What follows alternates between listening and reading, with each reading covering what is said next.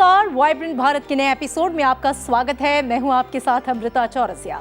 देश की विविध संस्कृति को समेटे आपका अपना कार्यक्रम, जिसमें हम आपके लिए लेकर आते हैं देश के अलग अलग हिस्सों में आयोजित होने वाले ऐसे कार्यक्रम, आयोजन और पर्व जिनके जरिए देश की कला, संस्कृति, साहित्य को और करीब से देखने और जानने का मौका मिलता है। तो आइए शुरू करते हैं आज का सफर। आज वाइब्रेंट भारत में हम आपको लेकर चल रहे हैं उत्तर प्रदेश, दक्षिण भारतीय राज्य केरल, पहाड़ी राज्य हिमाचल प्रदेश, इसके साथ ही ओडिशा और पश्चिम बंगाल।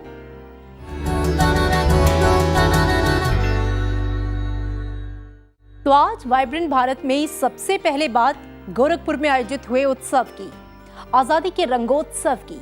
5 दिन के इस उत्सव में देश भर से आए कलाकारों ने नाट्य और सांस्कृतिक प्रस्तुतियों के जरिए स्वतंत्रता संग्राम के वीरों को कलात्मक ढंग से श्रद्धांजलि अर्पित की। आज वाइब्रेंट भारत में हम लेकर आए हैं इन 5 दिनों में हुए खास नाट्य उत्सव की झलकियां, जिसमें देश भर से आए थिएटर ग्रुप्स ने हिस्सा लिया। इस दौरान कई दिग्गज कलाकारों का बेजोड़ अभिनय देखने को मिला।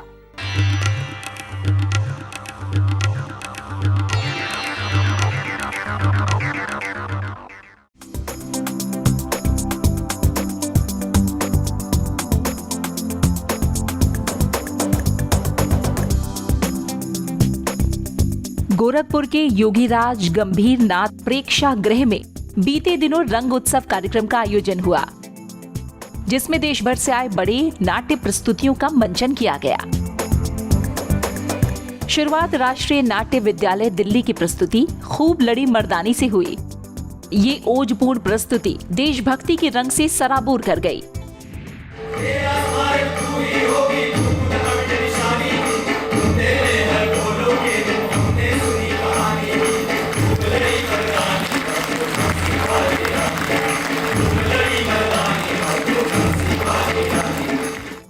वहीं नाटकों की इसी कड़ी में अनुभूति दिल्ली की प्रस्तुति बापू अब भी जिंदा बेहद प्रभावशाली रही। कुंवर शामेंद्र द्वारा निर्देशित और पत्रकार प्रतिबिंब शर्मा द्वारा लिखित इस लाइट एंड साउंड नाट्य प्रस्तुति में 50 से अधिक कलाकारों ने हिस्सा लिया। How dare you to ask me pay for duty? I'm sorry, पर रूल्स सबके लिए बराबर हैं। Don't teach me the rules. These rules are for you Indians. ये रूल बुक मेरे हाथ में है, इसमें ऐसा कहीं नहीं लिखा। I don't care your rules book. हमने कह दिया कि इम्पोर्ट ड्यूटी नहीं देगा तो नहीं देगा। तो सामान भी बंदरगाह पर नहीं उतरा। कौन रोकेगा? मजबूरन मैं। फिल्मों और थिएटर के अभिनेता पद्मश्री मनोज जोशी ने सूत्रधार का किरदार निभाकर प्रस्तुति को गतिमान बनाया। वहीं मनोज जोशी के नाटक चाणक्य का भी रंग महोत्सव में मंचन किया गया। कौटिल्यगोत्रोत्पन्नोऽहम् विष्णुगुप्त शर्मणः सविता सूर्यनारायणाय नमः। राष्ट्र और समाज के उन्नति के पथ में यदि धर्म बाधक है तो वह धर्म भी त्याज्य है। आर्य विष्णुगुप्त चाणक्य इस आर्यावर्त की अखंडितता के हित, इस भारतवर्ष की स्वायत्तता के हित, इस सनातन धर्म के हित प्रतिज्ञा करता हूं, मैं तेरा और तेरे समग्र नंद कुल का निकंदन करूंगा। उत्सव के दौरान जाने माने अभिनेता पुनीत इस्सर के नाटक महाभारत का भी मंचन किया गया। क्षमा करे गुरुवर, दुर्भाव शून्य होकर मैं जीवन जी ना पाऊंगा। एक भावयुक्त हृदय रखकर ही मैं सच्चा नर कहलाऊंगा।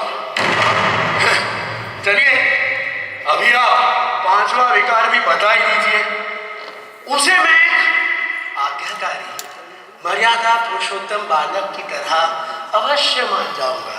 बताइए। वहीं पद्मश्री मालिनी अवस्थी की सोनचिरैया ग्रुप की मुक्ति गाथा की प्रस्तुति भी यादगार रही।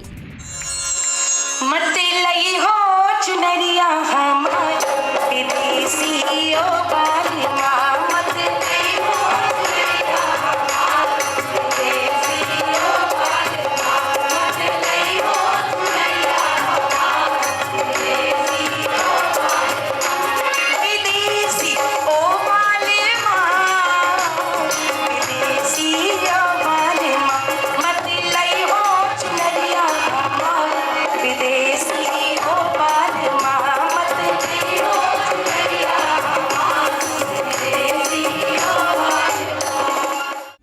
इसके अलावा महोत्सव के दौरान शॉर्ट प्ले, नुक्कड़ नाटक, लोकगीत और नृत्य प्रस्तुतियों ने समा बांधने का काम किया। आवे जावे का सिलसिला अपने यहाँ नहीं। एक बार जो आंख में नीक लगा वो सांस के संगरी हो गया। आप हर जगह मेरे साथ, राग रागनी माफी। हमारी वजह से बहुत दुख हुआ ना। ना ना ना, आपकी वजह से नहीं। ये दुनिया में कुछ लोग हैं जो मुंह में जावा लगावे के वे चाहत है कि उनकी सोच और सामने वाले की सोच बने बिगड़े, उनकी रुचि और सामने वाले की रुचि मिले, और जब दोनों के बीच मतभेद पैदा होते हैं तो तकरार होती है।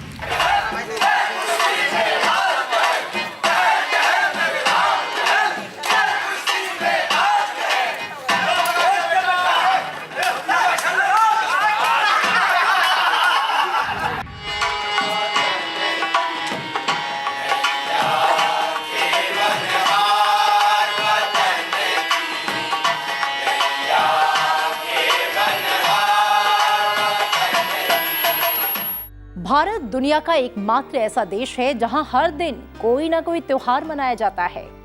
दरअसल ये त्योहार और मेले ही जिसमें भारतीय संस्कृति की विविधता को साफ देखा जा सकता है। इसमें कई त्योहार तो ऐसे हैं जिनमें अलग राज्य और एक क्षेत्र के साथ बदलाव तो देखा ही जा सकता है, लेकिन मूल स्वरूप में वे एक जैसे ही हैं। ऐसा ही एक त्योहार है मकर संक्रांति, जो विविधता में एकता का प्रतीक है, जिसे ज्यादातर लोग उत्तरायण, संक्रांति और पोंगल के रूप में जानते हैं। लेकिन आज इसका एक अलग स्वरूप देखने के लिए हम आपको लेकर चल रहे हैं केरल के सबरीमला मंदिर, जहां मकर संक्रांति के दिन मकर विलक उत्सव मनाया गया। आइए जानते हैं इस खास उत्सव के बारे में।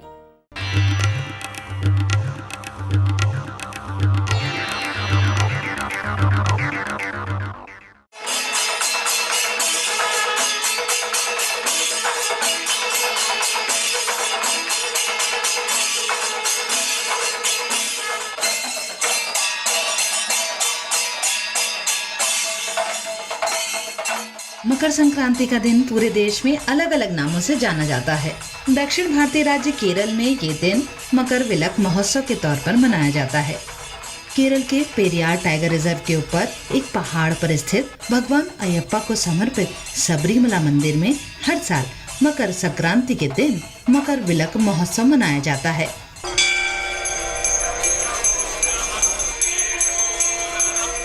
इस दिन भगवान अयप्पा की विशेष पूजा अर्चना की जाती है। मकर विलक के दिन भगवान अयप्पा के दिव्य आभूषण, जिन्हें थिरुवाभरणम कहा जाता है, इनकी भव्य शोभा यात्रा निकाली जाती है।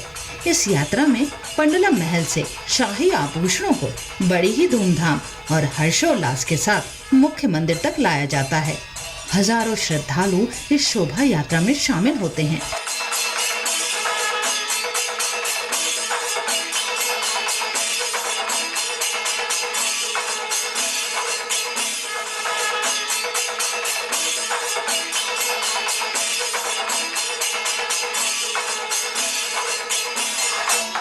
वहीं शाम के दौरान होने वाला आयोजन सांध्य दीपाराधना बेहद खास है। माना जाता है कि दीपाराधना के बाद ही पूर्व दिशा में मकर ज्योति के दर्शन होते हैं। मकर ज्योति वो तारा है जो सूर्यास्त के बाद प्रकट होता है।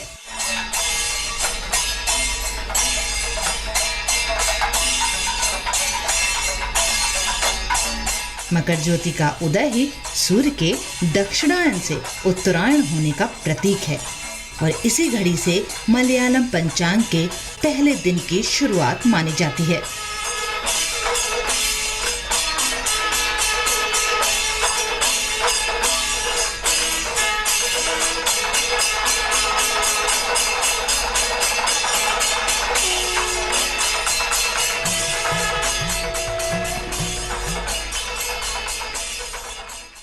हमारा देश ऐतिहासिक विरासत और धरोहरों के मामले में बेहद समृद्ध है।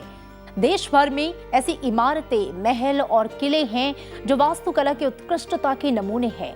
आज वाइब्रेंट भारत में हम आपको ऐसे ही एक धरोहर के बारे में बताने जा रहे हैं जो न केवल वास्तुकला का उत्कृष्ट नमूना है, बल्कि कला, संगीत और सांस्कृतिक कार्यक्रमों का गढ़ भी है। इस शानदार इमारत का नाम है गेयटी थिएटर। आइए चलते हैं हिमाचल प्रदेश की राजधानी शिमला और जानते हैं गेयटी का इतिहास, विरासत और इसके वैभव के दोबारा लौटने की कहानी।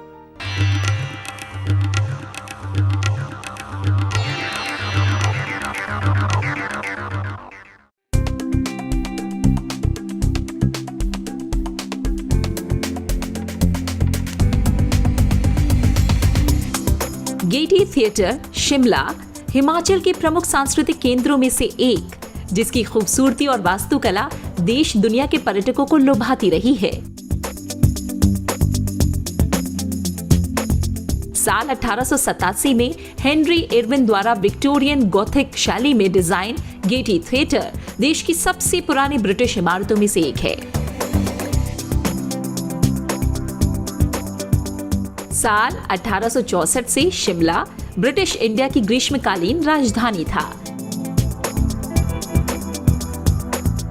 सुहाने मौसम और प्राकृतिक सुंदरता के चलते धीरे धीरे शिमला अंग्रेजों की गतिविधियों का केंद्र बन गया और इसी के साथ यहाँ का खूबसूरत गेटी थिएटर भी मेन कल्चर सेंटर की तरह उभरा। शिमला के द मैच्योर ड्रामेटिक क्लब की गतिविधियां भी इसी थिएटर से चलती थी। The mature dramatic club Shimla Bharat की सबसे पहली नाटक मंडलियों में से एक था। गेटी थिएटर में सबसे पहले जिस नाटक का मंचन हुआ उसका नाम था टाइम विल टेल, जिसके बाद यहाँ कई संगीत और सांस्कृतिक कार्यक्रमों का आयोजन हुआ। लेकिन निर्माण के कुछ साल बाद ही गेटी में कई परेशानियां सामने आने लगी थी और एक दौर ऐसा आया जब इसका असर गेटी की भव्यता पर पड़ने लगा। रेनोवेशन की जरूरत तो लंबे समय से महसूस की जा रही थी, लेकिन थिएटर को एक बार फिर पुनर्जीवित करने का असल काम शुरू हुआ साल 2003 में। भाषा, कला और संस्कृति विभाग, लोक निर्माण विभाग और केंद्र सरकार के संयुक्त प्रयास से मशहूर आर्किटेक्ट वेद सिंगन के नेतृत्व में रेस्टोरेशन का काम शुरू हो गया। असल चुनौती थी ऐतिहासिकता को बिना छेड़े मूल स्वरूप की खूबसूरती को मजबूत करना, लेकिन उससे पहले कई तकनीकी और व्यवहारिक समस्याओं को सुलझाना जरूरी था, जिसमें इंजीनियरिंग की समस्याएं और जुड़े विभागों के स्थानांतरण का काम अहम था। तत्कालीन प्रमुख सचिव पर्यटन और संस्कृति विभाग अशोक ठाकुर उस दौर को याद करते हुए बताते हैं कि कैसे आपसी सहयोग, प्रोफेशनलिज्म और काम को अंजाम तक पहुंचाने के जज्बे ने रेस्टोरेशन के लंबे और जटिल काम को आसान बना दिया। It was designed by Henry Irwin, renowned architect who incidentally also designed the Institute of Advanced Studies now and Viceregal Lodge as it was called then. Unfortunately, the building had serious problems within a few years itself because the quality of the stone apparently which was used was not up to the mark. Then, as far as the story of restoration of Getty Theatre goes, it is one of patience, lot of professionalism, teamwork, and lastly I would say lot of luck.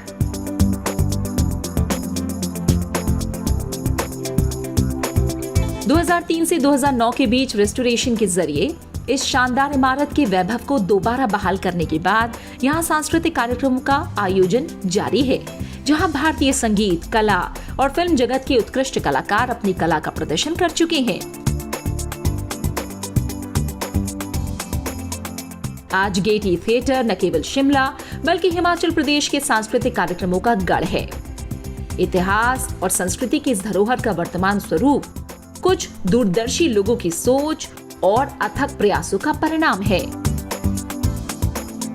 तो अगली बार आप अगर शिमला जाएं, तो बेहतरीन वास्तुकला की शानदार इमारत को देखना ना भूलें, जिसने कई कहानियों को जीवंत होते देखा है।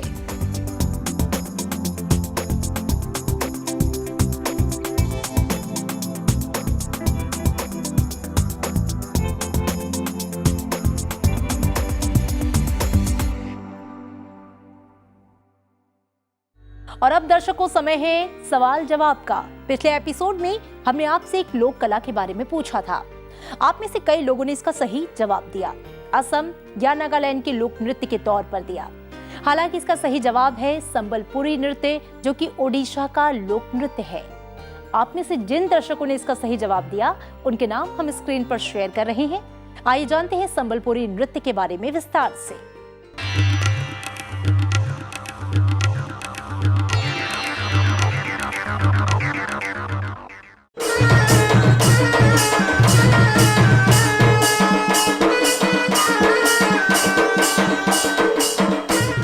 संबलपुरी नृत्य मूलतः ओडिशा के पश्चिमी हिस्से से संबंधित ये लोक नृत्य संबलपुर जिले की आदिवासी महिलाओं द्वारा किए जाने वाला एक नृत्य प्रदर्शन है,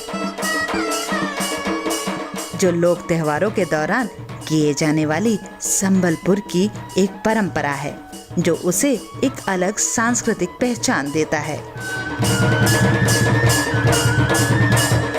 वैसे तो ये नृत्य सभी लोक त्योहारों पर बेहद आम है, लेकिन इस नृत्य की सबसे रोमांचक और लोकप्रिय प्रस्तुति दलखाई है, जिसे दशहरे के मौके पर देखा जा सकता है। संबलपुरी नृत्य में महिलाएं रुक रुक कर लय के साथ गाती और नाचती हैं।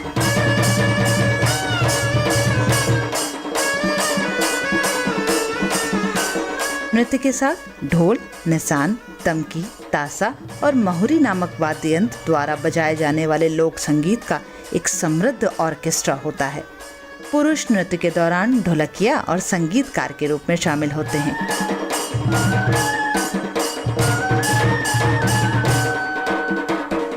वहीं महिलाएं रंगीन संबलपुरी साड़ियां पहने ढोल की अनोखी लय पर नृत्य करते हुए पैरों को एक साथ रखती हैं और घुटनों को मोड़ते हुए क्रमबद्ध तरीके से लय के साथ नृत्य करती हैं।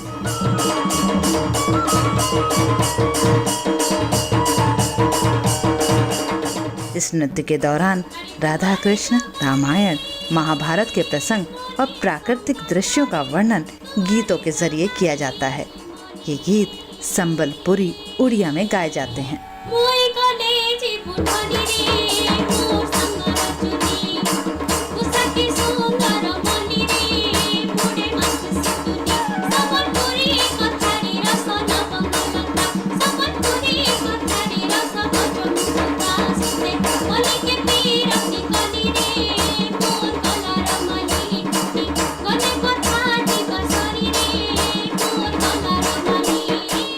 और अब इस सप्ताह के लिए आपका सवाल, आप अपनी स्क्रीन पर जिस कला को देख रहे हैं, आपको उसका नाम और उससे संबंधित राज्य का नाम बताना है।